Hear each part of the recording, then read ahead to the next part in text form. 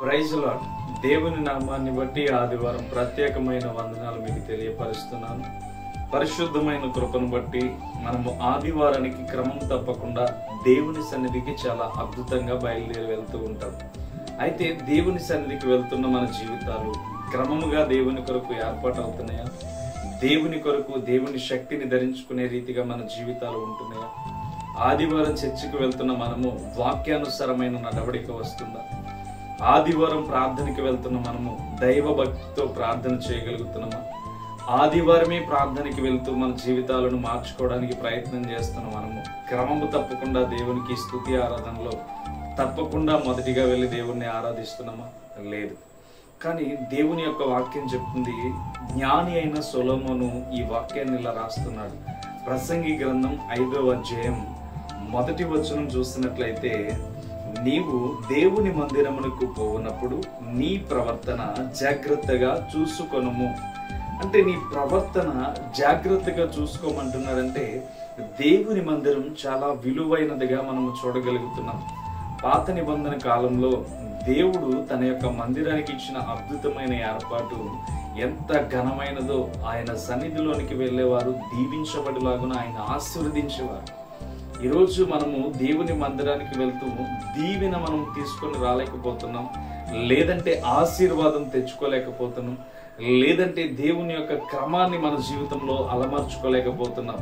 ఎందుకు అని ఆలోచన చేస్తే మన జీవితాల్లో దేవుని యొక్క ప్రార్థన మందిరానికి వెళ్తున్న మనము మన ప్రవర్తన సరిగ్గా ఉండదు, మన ప్రవర్తన సరిగ్గా నడవడిక ఉండదు.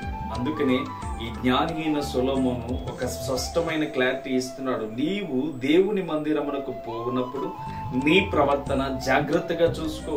నీవు దేవుని మందిరానికి వెళ్తున్నావు, తప్పకుండా నీ యొక్క భద్రత ఎలా ఉండాలంటే నీవు దేవునికి పేరు తీసుకొచ్చేవాడిగా నీ ప్రవర్తన ఉండాలి.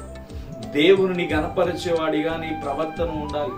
దేవునికి నీవు సమస్తమును నీ జీవితాన్ని ఇచ్చేసిన వాడిగా నీ జీవితం ఉండాలి. ఎన్నిసార్లు దేవుని మందిరానికి వెళ్ళినా నీ జీవితం అనేది వెలిగించబడకపోతే, ఎన్నిసార్లు దేవుని మందిరానికి వెళ్ళినా నీ జీవితం అనేది ప్రతిష్ఠించబడకపోతే ఎందుకు మన జీవితాలు ఆలోచన చేయండి. ప్రార్థనకు వెళ్ళడమే మన ఇంకా అనవసరంలా కనబడచ్చు.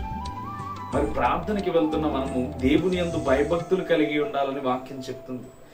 దేవుని యొక్క నీతిని మనము అనేక మందికి కనుపరచాలని వాక్యం చెప్తుంది.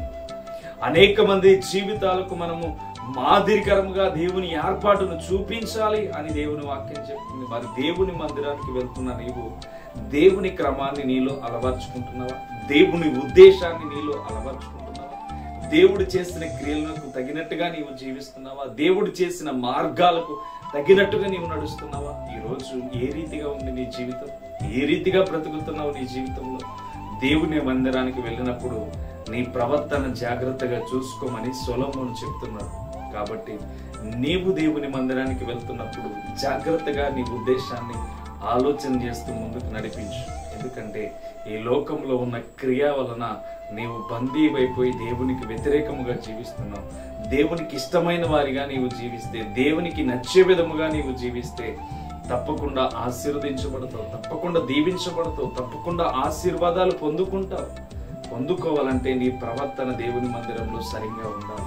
నీ ప్రవర్తన దేవుని మందిరంలో ఒక అద్భుతమైన రీతిలో కనబడాలి. అందరికంటే నీవు సపరేట్ గా దేవునికి కనబడాలి. కనబడినప్పుడే దేవుడు నిన్ను అధిక ఆశీర్వాదాలతో నింపుతాడు. అట్టి కృప దేవుడు నీకు నాకు దయచేసి ఈ ఆదివారం మనకి చెప్పిన మాటల్లో గొప్ప ధన్యత దేవుడు మనకి ఇచ్చును గాక. ఆమేన్. పరిశుద్ధుడా, ప్రేమ స్వరూపి, నిజముగా నీ ప్రార్థన మందిరానికి వెళ్ళినప్పుడు మా ప్రవర్తన జాగ్రత్తగా కనిపెట్టడానికి మేలు చేయి. మా ప్రవర్తన అంతటి విషయంలో నీ మేలును ప్రభు మాకు చూపించి జాగ్రత్తగా నడవగలిగే ధన్యత మాకు దయచేయండి. ఘనమైన దేవుడు, ఆశ్చర్యమైన కార్యములు జరిగించేవాడు, మేలుతో ముందుకు నడిపించేవాడు, పరలోకమందున్న ఆశీస్సులతో ముందుకు నడిపించేవాడు, పరిశుద్ధాత్మ నీడలో కరుణించి కాపాడి నడిపించి బలపరిచి స్థిరపరిచి సిద్ధపాటు కలిగిన జీవిత అనుభవాలను మాకు దయచేసి నిరంతరము నీ కృపలో వర్ధిల్లులాగా మేలు చేయ తండ్రి. నీకే స్తోత్రములు.